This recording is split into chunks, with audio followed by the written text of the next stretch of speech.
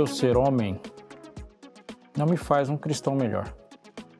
Mas o fato de ser cristão afeta radicalmente minha forma de ser homem. Isso vale para qualquer pessoa, em qualquer circunstância. O fato de você ser mulher não te faz uma pessoa melhor. Mas o fato de ser cristã faz você uma mulher incomparavelmente melhor. Se a gente for discutir só o que é mulher ou só o que é homem, nesse caso, nesse vertical, nós vamos discutir só o que é mulher, talvez a conversa fosse até mais simples. Mas a gente fala de questões eternas que partem de um fundamento, de um propósito e de alguém que diz o que é e o que não é qualquer coisa. Então, considerando que o plano a você e a mim é anterior a você e eu, é melhor perguntar sobre o plano, e se quiser saber alguma coisa sobre o plano, é bom pensar em quem fez o plano, que é Deus.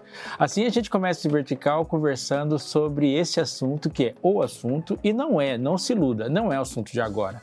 Ele é um assunto humano há um bom tempo, e a gente tem que começar a falar sério sempre sobre coisas que Deus também falou. Eu tenho duas convidadas aqui que eu tenho a grande honra de recebê-las, são pessoas muito importantes para a minha vida e para a vida de muita gente. Márcia, seja bem-vinda de volta. Obrigada, pastor Robson, um privilégio estar aqui com vocês, com você e a Carol. Espero que você esteja bem. Márcia, você continua atuando no mesmo lugar que estava na última vez que conversamos e você estava aqui no Vertical? Sim, eu estou aqui no Residencial Feminino do NASP, trabalho na Pastoral e quero mandar um beijo para todas as minhas colegas de trabalho e nossas alunas também. Que legal, Márcia. Você tem quantas pessoas sobre a sua responsabilidade e liderança espiritual aí no NASP, Campus Engenheiro? Hoje nós estamos por volta de 400 meninas internas. Que louco, hein? Isso aí, é muita responsa. Isso aqui é muito QI, TNT, né? Carol, posso continuar só no Carol ou você prefere outros títulos? Porque eu tenho enormes dificuldades com essas coisas. Carol, sou da casa. Carol é da casa, Carol é do NASP, Carol também tá agindo, interferindo em Hortolândia, né, Carol? Você tá fazendo o que lá? Tô dando aula e a gente auxilia no internato, né? Na parte da pastoral ali, a gente está auxiliando nas aulas e Deus tem abençoado muito. Carol, na sua trajetória de decidir, eu estou falando de duas pessoas aqui que têm o mesmo tipo de enfrentamento, creio em um aspecto, né? Que são mulheres que lidam com lideranças espirituais. E isso não é dentro do nosso contexto brasileiro, de herança colonial e assim por diante, a gente pode colocar um monte de ingredientes e lombadas no caminho. Você já se viu assim diante de alguém surpreso com a sua posição, Carol? Quase toda semana, principalmente quando eu estava estudando teologia, Robson. Tipo, você não vai trabalhar, menina, que você vai vir aqui por hobby? Você faz teologia para quê? E aí a gente vai aprendendo, né, a lidar com tudo isso, a sobreviver. Estamos aqui agora, graças a Deus. Deus cuida da gente, né, Márcia? Márcia, alguém já tentou fazer... Menina, porque você não vai fazer outra coisa que ajude você a ser feliz? Não, assim, era muito engraçado, né, que eu comecei com 18 anos e eu me surpreendi, na verdade, porque desde pequena eu fazia isso que eu faço hoje e era normal, né? Para minha família é normal. Eu sempre fui para o estudo bíblico, fazer visita, meus pais sempre me ensinaram isso. E aí, quando eu fui fazer teologia, né, eu fiz o vestibular e eu entrei na sala e tinha 60 homens e só eu. Eu falei, meu Deus, vai ter alguma coisa errada. Eu não sabia que era eu que estava errada, né? Se você for pensar assim no contexto, me dizia isso, mas eu não sabia por mim mesma isso, né?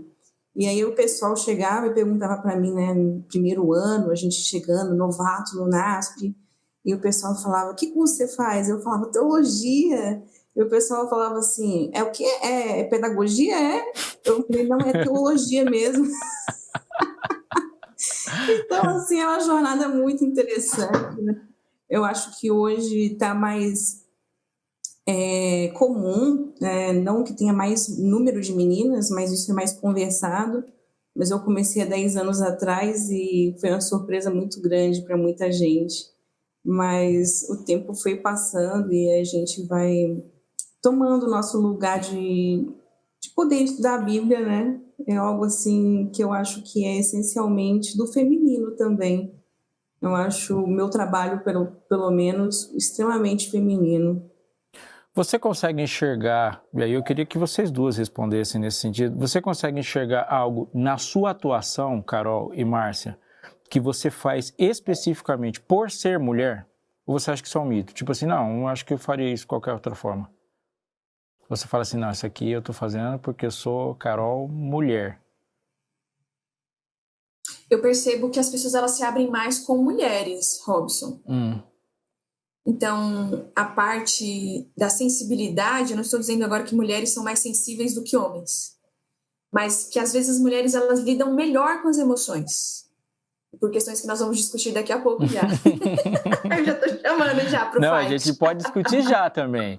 A gente pode já começar discutindo isso, mas você já vê... vai começar a discutir. Você vê mulheres lidando e elaborando, vou usar essa expressão aqui, mais as emoções e elas com mais facilidade de estar com você? Sim, as pessoas elas procuram mais. Eu vejo assim, entre eu e os meninos, o pessoal prefere desabafar mais com a mulher. Você vê essa mesma coisa, Márcia? Olha, eu acredito que isso é um fator mesmo bem específico e também deveria pontuar a questão da liderança. Eu acho que a liderança feminina é diferente da masculina, ou tem sido pelo menos até agora. Eu acho que é uma liderança mais participativa e menos hierárquica, e a gente consegue agregar mais gente junto. Não que todas as mulheres vão seguir esse estilo de liderança, né? A gente tem aí exemplos de CEOs e vários tipos de liderança, mas eu acho que é uma possibilidade de a gente usar a comunicação como ferramenta mais do que tinha sido usado antes. O meu trabalho tem que ser uma mulher ali, né? No caso, eu trabalho dentro de um residencial, que é uma casa de meninas, então teria que ser mulher mesmo. E com esse background que a gente tem, que é a teologia e a educação. A Carol tocou... Na verdade, nós temos dois dados, né, Robson? Né? Falando de fatos agora. As mulheres, quando olhamos o rol de membros da Igreja Adventista, nós temos mais mulheres do que homens. E, sociologicamente falando, as mulheres elas aderem mais à religião, à busca religiosa. E ao segundo dado que eu trouxe é que as mulheres elas buscam mais ajuda psicológica, elas possuem mais abertura e os homens possuem mais resistência. Mas Deus nos fez diferentes para que a gente trabalhasse, para que nós trabalhássemos juntos. E o que um não tem, o outro tem, e a gente vai se complementando, trabalhando juntos. Esse é o ideal bíblico de Deus, né? Os argumentos e os dados que a Carol traz, eles fazem a gente pensar algumas coisas. Você falou duas coisas aí, Carol. Uma é da emoção, e aí eu vou dividir duas perguntas, mas vou começar com a primeira. Eu, na minha experiência, também vejo, eu atendo e recebo como acolhimento e atendimento pastoral, aconselhamento, um número de mulheres incomparavelmente maior do que de homens. Isso em todas as circunstâncias que eu já passei. Em igreja, numa escola básica, agora no superior e tudo, sempre muito maior. Quando você atende casais, também é muito interessante. A mulher identifica os problemas do casamento com muito mais velocidade. A gente faz até piada. Você chega para a mulher e pergunta, como está seu casamento? Ela chora, o casamento está isso, está aquilo. Você pergunta para o cara fala, tá tudo bem, as crianças estão comendo, estão vestidas, tem teto e o chuveiro está quente. E de boa, obviamente com alguns exageros. Mas associado a isso, quando a gente pensa que as mulheres elas têm sensibilidade à religiosidade, e isso estatisticamente comprovado, eu temo que isso esteja relacionado, e se esse temor pode ser confirmado ou não, e eu queria dividir isso com vocês, a uma outra coisa. Quando a gente pensa nos nossos ismos, como o machismo, por exemplo, eu posso defini-lo e levá-lo a uma base de ser um complexo de superioridade. Complexo de superioridade é um termo técnico para pecado, para egoísmo. É um complexo de superioridade que vai fazer com que, por eu me sentir superior, esse complexo de superioridade vai aparecer também na minha negativa de depender de Deus. Isso parece ser na prática também um elemento, eu queria discutir isso com vocês, de que uma mulher, ela busca a religiosidade porque esse complexo de superioridade numa sociedade onde ela não se vê sobre essa perspectiva de que há um ser que se impõe, há um elemento que se impõe como superior, mesmo nesse contexto pecaminoso, ela não está nessa vibe, isso significa que ela pode, ou vocês acham que isso é uma viagem? Está procurando uma ligação religiosa com mais facilidade? Márcia, que faz 15 dias que não fala nada. Olha, eu acho interessante a sua hipótese, eu acho que faz sentido. Eu acredito, assim, que tem essa questão, mas eu também penso que não tem como ser espiritualmente maduro se a gente não for emocionalmente maduro. Então, existe sim uma possibilidade maior, né, social, para a mulher falar de emoções e desenvolver a parte emocional. Acho que eles estão extremamente interligados, mais do que a gente podia imaginar. Agora, a questão da superioridade e do poder, né, também tem aí um quê, tem uma possibilidade. No entanto, a gente sabe, pesquisas mostram que para a mulher também pode ser difícil uma conexão com Deus, justamente pela imagem masculina e superior hierárquica, né, de ser criatura e Deus criador. Então, mulheres que passaram por abuso sexual infantil têm dificuldade de ter um estilo de apego com Deus tão bom por essa questão de estar em submissão a Deus, como todo ser humano está, ser uma questão que afeta. Então, pode ter a ver isso que você está dizendo, mas eu acho que o machismo ele não é só ruim para as mulheres, né? É ruim para os homens também, e colocam eles numa posição que não pode desenvolver emocionalmente, e aí a espiritualidade vai ficar comprometida também. E é um pouco difícil de responder essa sua pergunta, Robson, mas eu estava lendo um livro chamado Mulheres que Correm com os Lobos, de psicologia junguiana, também tem psicanálise, e ali a autora ela faz uma análise de como as mulheres elas se comportam, como elas pensam e etc. E aí ela pontua que, em relação à espiritualidade, não que eu acredito que mulheres são emocionais e homens são racionais, mas trabalhando dentro dessas falas que existem e circulam dentro da sociedade, ela pontua que a mulher ela se abre mais à espiritualidade. A fé, nem sempre ela explica tudo para que a gente pise, né? Pelo contrário, ela é um convite para que a gente pise sem ver. Então, muitas vezes as mulheres ela tem mais essa abertura de pisar sem ver. Ela pontua isso, eu achei bem legal isso que ela traz no livro. E é legal você levantar isso, Carol, porque isso não é só uma característica que a gente pode esperar e aplaudir. Isso é uma necessidade.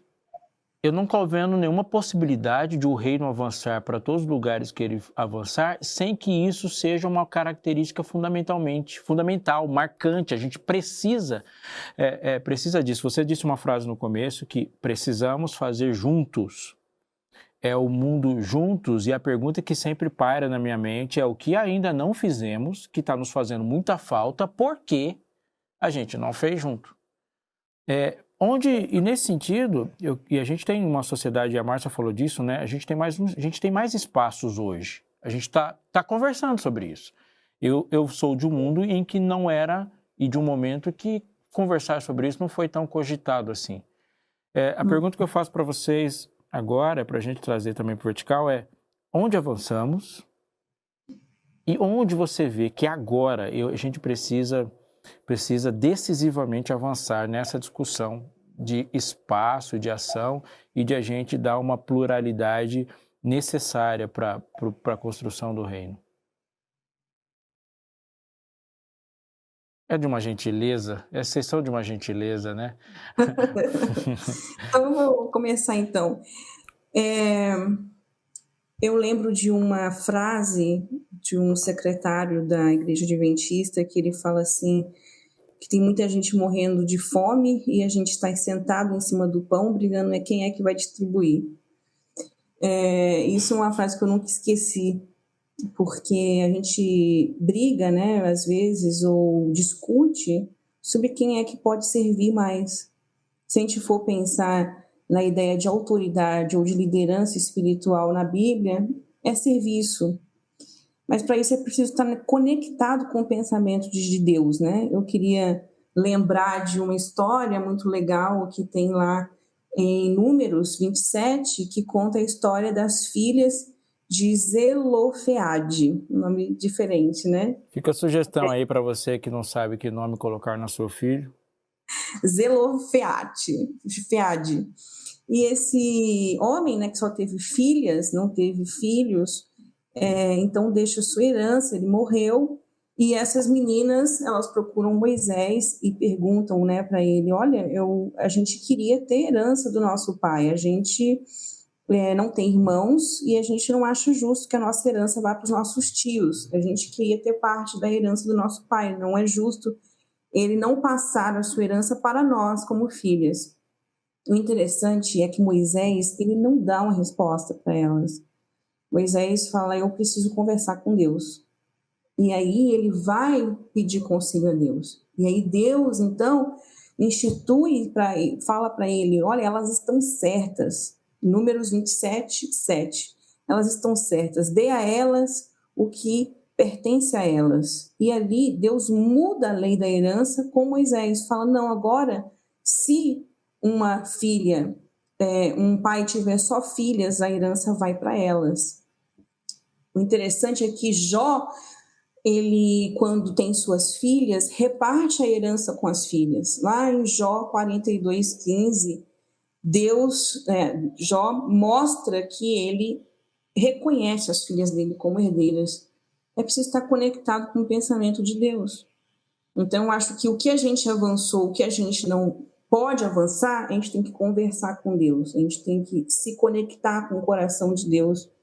É uma coisa espiritual também, para ele ir mudando a gente, ir conversando, guiando a missão, né?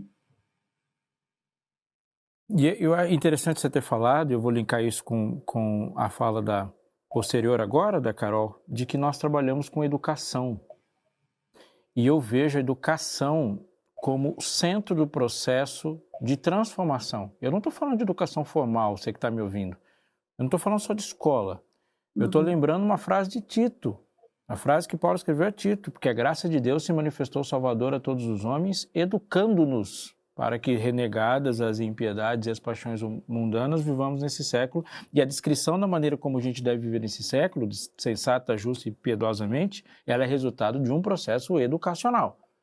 E o processo educacional envolve formar um novo ser que entenda as coisas da perspectiva de Cristo. E nisso, e aí eu preciso de alguém que seja como modelo.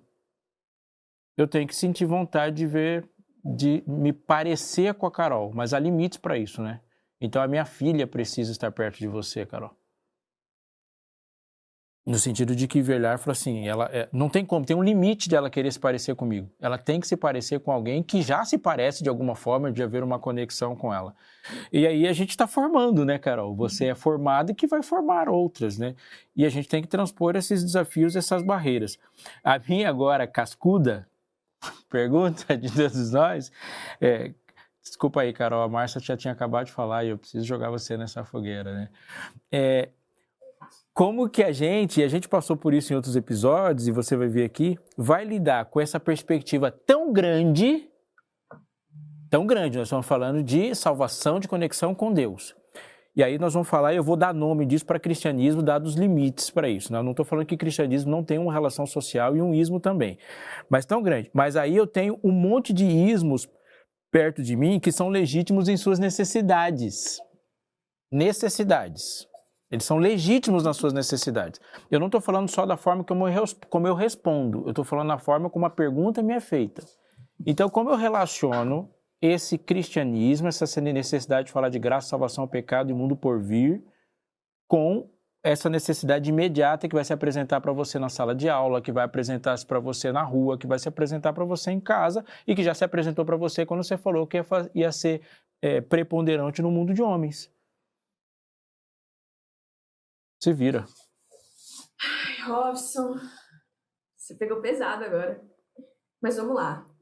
Eu penso que a comunidade cristã, ela não pode estar atrasada em relação ao mundo. Então, quando o mundo levanta a bandeira, as mulheres estão sendo oprimidas, o mundo vai olhar para nós e vai falar assim, como que essa comunidade cristã trata e recebe as mulheres? Então, quando o mundo está dizendo assim, as mulheres são oprimidas, as mulheres têm seus direitos negados, nós, como igreja, como povo de Deus, a gente tem que estar assim, realmente. Realmente. E aí a gente vai embasar o que a gente vai falar, o que a gente vai viver na Bíblia. Porque em Gênesis 3, Deus já tinha dito que a relação entre homem e mulher, não como lei, mas como consequência do pecado, a relação entre homem e mulher ia ser desnivelada. Não só entre homem e mulher, mas entre todos. Caim mata Abel. Tem um pastor que eu gosto muito que ele fala assim, a fé em Deus ela é importante, mas a fé sem amor mata. Caim matou Abel. Então, quando o mundo vira para nós, olha, as mulheres estão sofrendo, olha só os movimentos, a gente, enquanto igreja, a gente tem que falar a verdade. Por isso que nós, como igreja, acreditamos nisso, no amor de Deus, na igualdade, no respeito. E eu acho sensacional quando a gente tem esse diálogo. Claro que o Evangelho também trabalha com a revolução social, de cuidar do que sofre, de cuidar do desamparado. O Evangelho também é um chamado à redenção, a uma revolução cósmica. O Evangelho vai falar assim, os movimentos vão se levantar. Mas olha só, os movimentos se levantam, mas a gente nunca chega num senso harmônico de justiça. Por quê? Porque existe um reino do pecado. E a única pessoa que combate o reino do pecado é Cristo. Eu me emocionei agora, porque isso é determinante. A gente está ousando falar de uma resposta definitiva. Eu me emociono quando eu escuto Jesus falando assim, bem-aventurados os misericordiosos. Ele fala do bem-aventurado misericordioso, o pacificador e o limpo de coração, depois de falar dos passos que o humilde tomou. Ou seja, ele não está falando bem-aventurado aquele que é carente de misericórdia. É bem diferente. Ele está falando de alguém que está acima do binômio opressor e oprimido, e o que me coloca acima do binômio opressor e oprimido é exatamente o Evangelho. É o milagre de um oprimido agir sobre tudo. Ele não é oprimido que luta contra a opressão. Ele se coloca acima de tudo, inclusive de outros oprimidos, para que nesse acima ele consiga agir sobre todos. O pacificador não é aquele que pede por paz, é aquele que promove. É um nível elevado, elevadíssimo, e isso não é possível ser alcançado de nenhuma outra forma que não seja com o poder do Evangelho. E o Evangelho coloca a gente como seres humanos integrais. Eu gosto de pensar, e aí devolvo para vocês, que uma pessoa que não consegue olhar e permitir que a visão do Evangelho abra os olhos e ver a imagem de Deus em uma mulher, ele vai passar a vida inteira vendo Deus pela metade. E o dano para isso é muito grande. É muito danoso não conseguir perceber Deus em tanta gente, tantas formas perto de mim. Eu nunca vou viver uma vida e conseguir ver Deus na integralidade. Isso é tremendo. Se a gente for começar de novo, a gente precisa começar do começo, e começar do começo é começar com Cristo. Márcia falou de a gente começar lendo a Bíblia e perguntando para a Bíblia o que ela fala. E aí eu vou desafiar você, teóloga. Eu vou começar por onde, então, nessa Bíblia? Porque, vamos confessar, a gente tem um olhar meio viciadinho, né? Sim. Eu acredito que o Evangelho tem que nos confrontar todo dia. É fácil falar da Bíblia para o outro. Olha só, você precisa melhorar nisso. Mas eu tenho que ver o que eu preciso mudar, o que eu preciso ver. Como que Deus enxerga? O que brilha o olho de Deus? Como ele vê as coisas? Então, esse confronto é incômodo, não é tão confortável a gente mudar. Então, eu lembro que um dia eu cheguei numa igreja e um senhor perguntou para mim, então é você que está destruindo a igreja? Assim, é muito raro isso não é comum em termos na igreja, né, os irmãos, mas eu vi como que a minha presença ali, como alguém que pregava, era incômoda. E aí agora eu entendi, né, que isso existe. Eu começo dizendo, o Espírito sopra onde quer, né? Ele dá os dons conforme lhe apraz, como ele quer.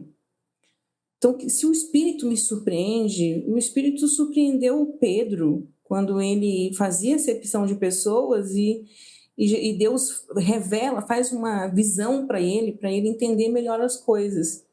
Então, eu acho que se Pedro tinha algo a mudar, a ser surpreendido, a gente tem também. Tem que voltar para o texto, voltar para a Bíblia, se conectar assim, com Moisés, com Deus, perguntar, Deus, o que o Senhor acha disso? Vocês usaram algumas expressões, você usou uma agora, Márcia, que a Carol usou no começo e a gente quase sempre usa porque nós estamos imersos numa discussão sobre como a igreja se posiciona.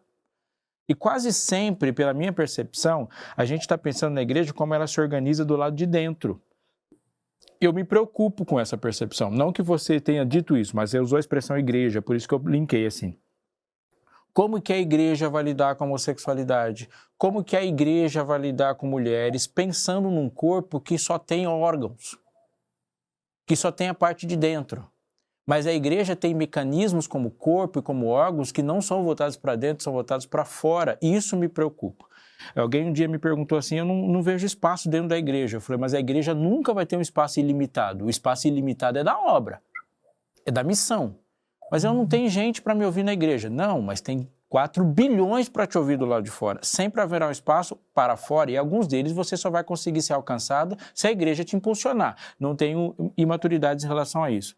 Mas a minha pergunta para você, Carol, já para a gente pensar de uma maneira mais conclusiva e efetiva sobre essa discussão, é como eu posso ver isso vinculado à missão. Há mulheres do lado de fora que nós estamos discutindo. E nem todo lugar que você vai usar para pregar o evangelho vai ter um púlpito, vai ter uma doxologia. É o evangelho do reino.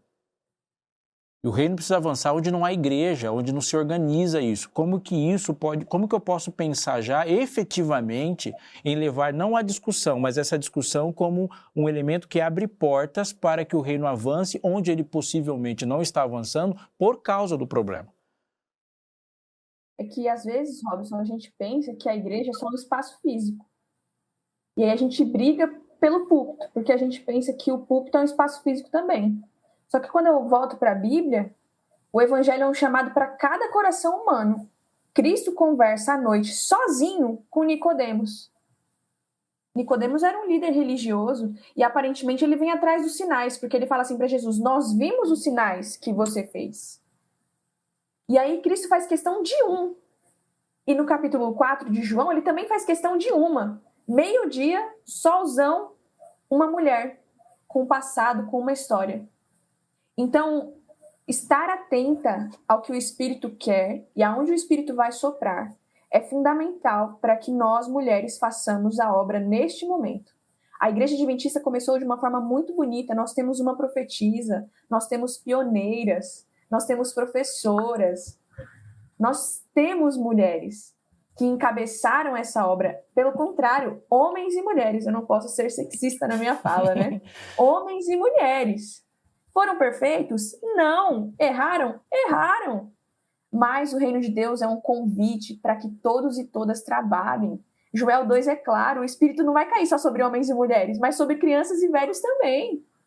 Então, se existe algo que o cristianismo literalmente é contra, é essa visão separatista de que o Espírito só usa um, só ordena um, só chama um. O Espírito chama quem ele quiser. E essa, para mim, é a beleza do reino de Deus. Isso é fantástico. E o Espírito Santo é, em essência, rebelde. Ele sopra para onde quer.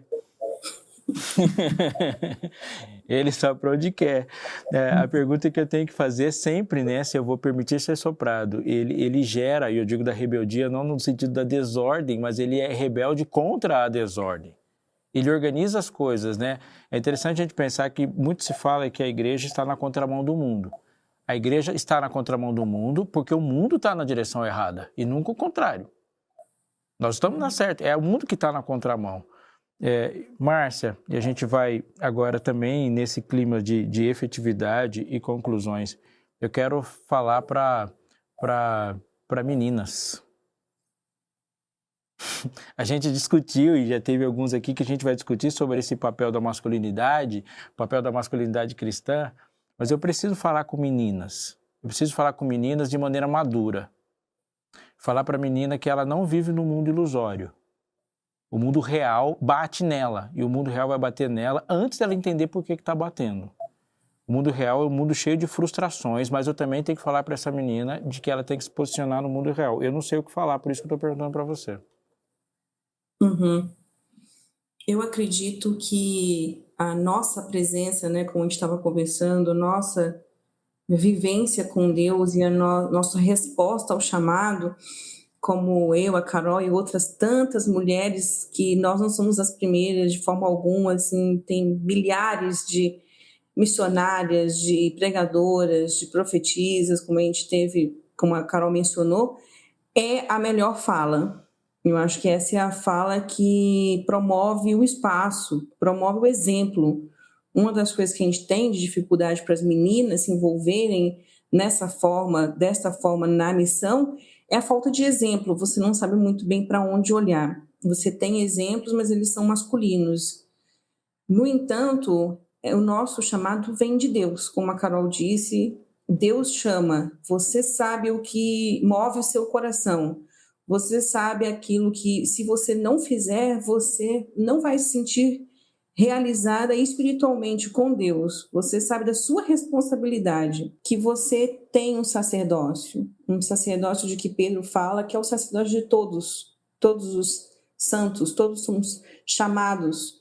Então, você, menina, você, mulher, precisa tomar esse espaço de filha de Deus, de que você tem essa possibilidade de viver pelo Espírito Santo, viver por aquilo que o Espírito tem te chamado.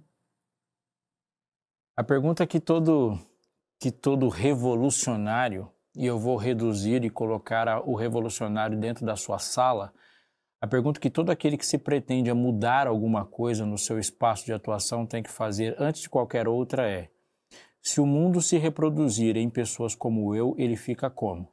Melhor ou pior?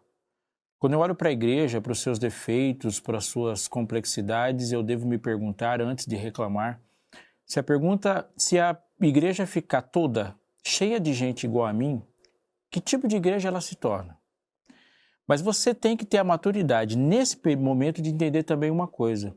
Se você, como um ser perfeito, for reproduzido e todo o mundo for igual a você, ele não é perfeito, porque a perfeição de Deus é multiforme. Então, mesmo você se reproduzindo, o mundo fica pior por causa dos seus defeitos. Mas se você se reproduzir nas suas qualidades, o mundo também vai ficar pior, porque vai faltar as qualidades de outros. A verdade é que eu não posso me reproduzir apenas pelo que eu sou. A gente se reproduz enquanto corpo, pelo que todos são e pelo que agimos juntos. Falamos de mulheres, e falar de mulher não é só falar de gênero, não é falar de sexo, não é falar só de alguém que se veste diferente de você, ou tem um tom de voz diferente de você, ou com uma musculatura diferente. Nós estamos falando de restaurar um projeto, que não é meu, que não é seu.